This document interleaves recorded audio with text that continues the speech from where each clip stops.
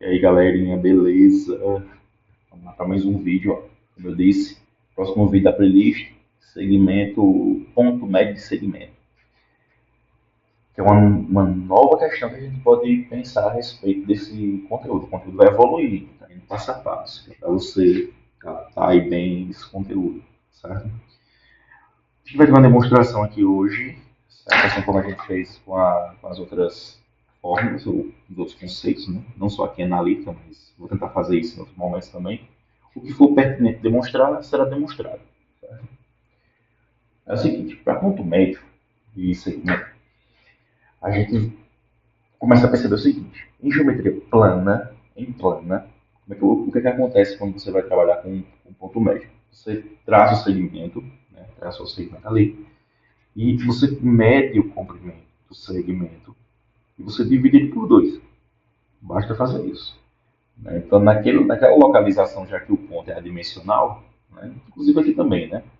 Mas a gente, para localizar o ponto, mesmo sendo adimensional, dentro da geometria analítica, a gente utiliza, né, uma informação de duas dimensões. Né? No caso, comprimento, largura seria aquela localizaçãozinha ali do ponto. Né? Mas na geometria euclidiana, a gente não tem essa necessidade. Né? Você dividir o segmento por dois, ali na extremidade do segmento vai ser o ponto médio. Certo? Aqui não. Né? Como a gente está pensando a todo tempo em localização, eu quero as coordenadas do ponto médio. E entra um probleminha, né? Então, para poder pensar numa demonstração, a gente vai primeiramente construir o ambiente para poder demonstrar isso. Então, o ambiente é esse aqui, ó. Você pode ver aí. Vai considerar o seguinte segmento. O segmento AB, composto pelos pontos A, né, define o ponto A, x, a, y, a, e o ponto B, xb e yb, certo? Aí, quanto que você vai ter um ponto médio nesse segmento? O ponto M, ponto médio, ele será dito médio se e somente se a distância entre os pontos, entre as extremidades, nesse caso, a mesma. Né? Se eu medir a distância entre a extremidade e esse ponto M, e a outra extremidade e esse ponto M, tem que dar a mesma coisa. Né? Então, em desenho aqui dá para a gente ver um esquemazinho para a gente dar uma olhada. Se você observar, você olhou aqui para essa distância, digamos que você mediu isso aqui. Essa distância deu D. Se você medir aqui também, se aquele lugar for ponto médio, estamos assumindo que é ponto médio. Também vai dar D. Então são duas distâncias iguais. Certo? Lembrando que você mede distância utilizando, né, de novo, aquele conceito da aula passada, que é essa formulazinha que você está vendo aí no seu vídeo, na sua tela. Que você já deve ter anotado também. Né? Então vamos lá. Seguinte. Aí a demonstração começa assim. Você vai calcular, nesse caso, a distância entre A e M, como diz mesmo a questão. Você vai ter dois cálculos aqui para fazer. Calcula a distância entre A e M, simples, né? Você vai aplicar a fórmula xa menos xm ao quadrado, mais ya menos ym ao quadrado. E a distância entre B e M você faz a mesma coisa. Como as distâncias são iguais, como você viu aqui, ó, você vai fazer o seguinte, vai igualar as duas informações de distância. Então, a raiz de xa menos xm ao quadrado, essa primeira raiz aqui, tem que ser igual a essa raiz. Igualou. Você já aprendeu que quando você iguala dois termos que têm raiz quadrada, o que você fizer no primeiro membro, você faz no segundo. Você mantém a igualdade, né? Nossa ideia é preservar a igualdade até o final. Então você vai elevar ao quadrado dos dois lados. Elevou ao quadrado, você vai ter, no caso aí, os dois termos sem raiz, que é o que está aqui do lado. Certo? Feito isso, você vai simplesmente observar que terão termos quadráticos. Né? São binômios juntos para você calcular. Certo? De potência 2. Então, no caso, você aplica o produto notável. Né? Você vai calcular o xa menos xm ao quadrado, que dá xa quadrado, menos 2xa xm, mais xm ao quadrado. Então, você parte agora para esse outro termo aqui, ó, que dá y ao quadrado, menos 2ya ym, mais y ao quadrado. Você parte agora para o outro lado da igualdade. xb menos xm ao quadrado, né? Depois o yb menos o ym ao quadrado. Você vai fazer todos eles. Feito todos eles, você vai dar uma olhada e você vai perceber que existem termos que são iguais. De lados opostos da igualdade. Isso é zero. Né? Você pode cancelar. São os termos que estão riscados aí de vermelho. Feito isso, vão sobrar os termos que não foram riscados. Você vai pensar o seguinte: vamos trazer todo mundo para o segundo membro, todo mundo que tem, no caso, o termo quadrado, que está no segundo membro, traz para o primeiro. Então você vai trazer o xb quadrado, você vai trazer o yb quadrado, certo? Você vai trazer e vai agrupar um termo de x com um termo de x, tanto de A como de B. Porque do lado de cá já tem quem? Nós já temos xa e temos ya. Você vai juntar xa com xb, ambos ao quadrado, ya com yb, ambos ao quadrado. Feito isso, você vai simplesmente agrupar esses termos e aqueles termos que são menos 2xaxn, como está aqui, ó, menos 2y, são termos que não são quadrados, não tem termo ao quadrado. Passa para o outro lado também, passa para o segundo membro. Fez essa troca de elementos de posição, você vai perceber o seguinte: ó, você vai olhar lá para o xa ao quadrado menos xb quadrado, esse termo que eu vou colocar parênteses aqui, ó, isso aqui tem fatoração. Você sabe fazer fatoração disso aqui. Você já aprendeu. Isso aqui é produto da soma pela diferença, tanto de xa como de xb. Então, isso está ligado nos Paranauê, né? Aí você vai simplesmente fazer a mesma coisa com y ao quadrado menos yb quadrado. Você vai fatorar isso aí. Vai lembrar que é produto da soma pela diferença. A quadrado menos b quadrado é a mesma coisa que a menos b vezes a mais b. Não é isso? Esse a e esse b que eu estou usando, nessa forma de falar do próprio notável, é como se fosse o primeiro termo e o segundo termo. Para nós aqui seria o xa e o xb, ou então o ya e o yb. Pronto, feita a fatoração, agora você vai para o segundo membro. Você vai perceber, ó, que esses termos que eu vou grifar aqui, deixa eu grifar aqui para você, esses termos que eu vou grifar de azul, eles são termos, ó, você já fez o agrupamento de 2xaxn com 2xbxn. Um termo positivo e um termo negativo. Um termo positivo e negativo. Você vai fazer nesse formato. Você vai ver que o 2, ó, o 2 e o xn, eles são termos que são comuns aqui nessa nossa fatoração que nós queremos fazer. Então vai ter que ficar em evidência. Você já percebeu esse detalhe. Você vai botar esses termos aí em evidência. No outro termo, nos dois outros termos que estão lá com ya e ym, você percebeu que o 2 e o ym são termos que, nesse caso, eles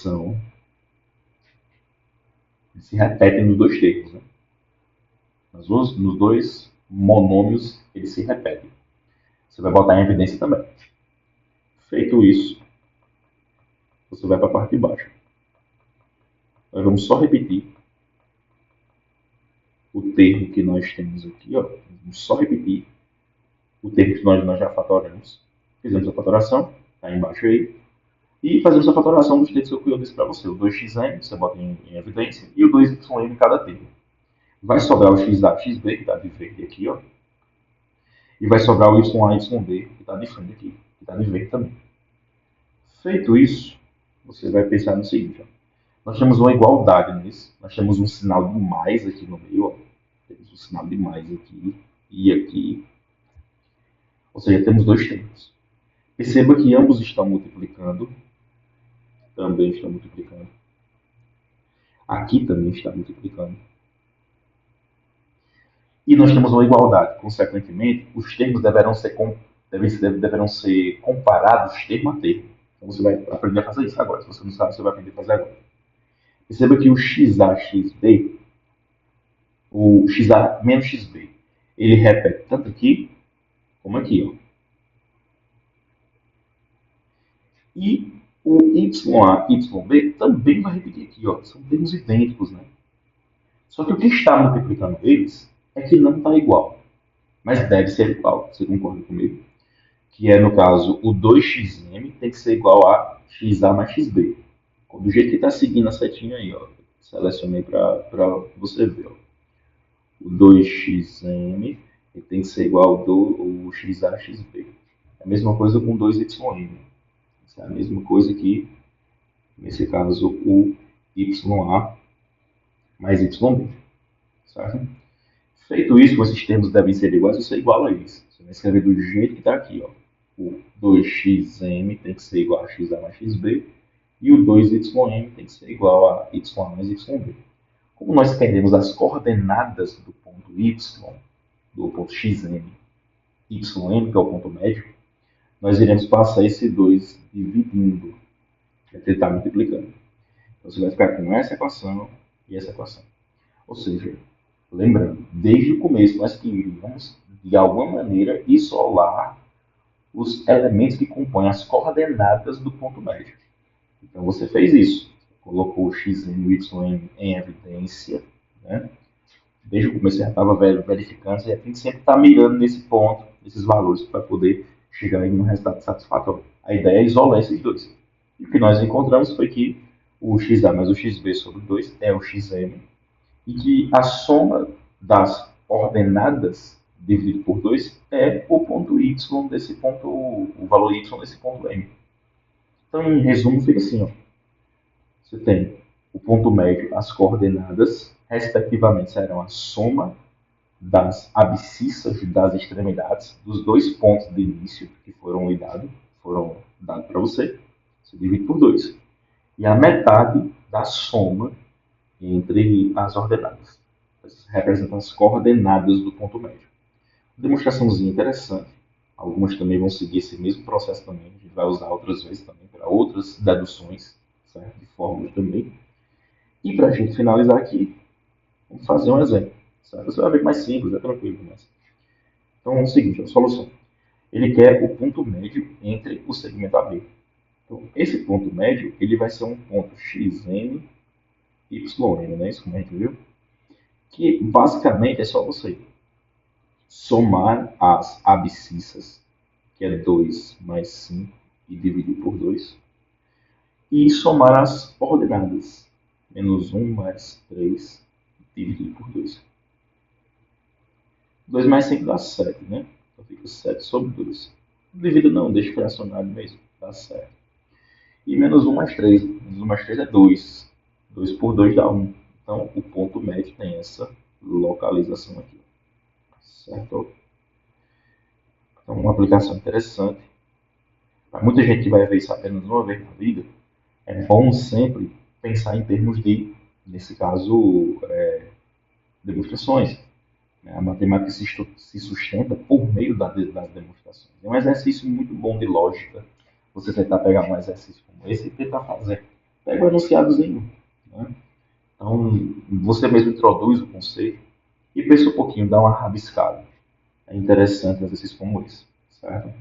Para você que não é da matemática, faz um ensino médio nesse caso, né? Não é aluno da matemática em si, o aluno da matemática ele tem que ter a obrigação de demonstrar isso aqui, tem que saber demonstrar. Né? Aluno e professor de matemática, tem que ter essa habilidade, certo?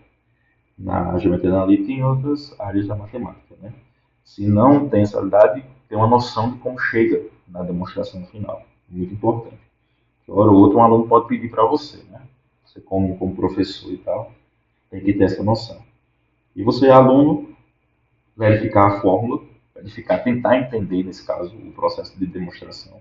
Eu sei que não, aparentemente não é fácil, né? Mas um pouco de esforço aí você vai ter algum ganho em relação à lógica da demonstração. E fica, no caso, exemplo, para você pensar e, logicamente, logo terá uma lista de exercícios para a gente fazer, com questões um pouco mais desafiadoras do que essas que eu estou passando de exemplo para vocês. Aqui é só para a gente motivar, tá certo? É isso aí, deixa um comentário no vídeo, se isso aí lhe ajuda de alguma maneira. E sugestões, certo? Dúvidas, estarei à disposição, certo? Então, até mais aí, valeu galera, foi boa.